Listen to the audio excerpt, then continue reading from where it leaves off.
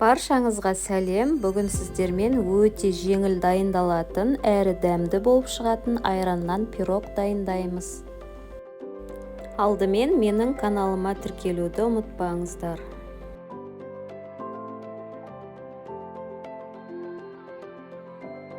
Құрғақ ыдысқа 2 жұмыртқа, қант салып, венчиктің көмегімен жақсылап араластырамыз.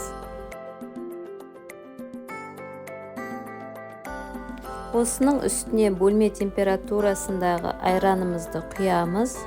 Біздің ингредиенттеріміз бөлме температурасында болғаны жақсы.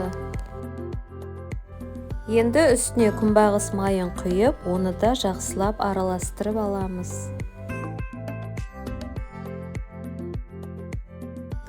Мен мұнда ұнымды және разрыхлителімді бірге араластырып, електен өткізіп дайындап қойдым.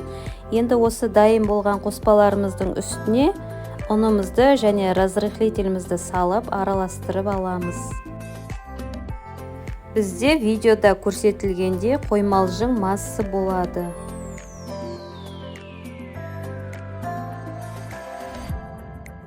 Дайын болған қамырымызды формаға құямыз. Менің формамның диаметрі 24 см.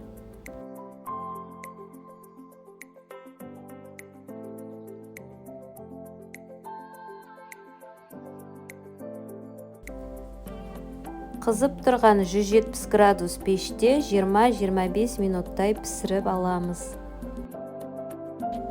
Осымен біздің пирогымыз дайын болды. Пирогымыз суығаннан кейін формасынан алып кессеңіздер болады. Міндетті түрде дайындап көріңіздер.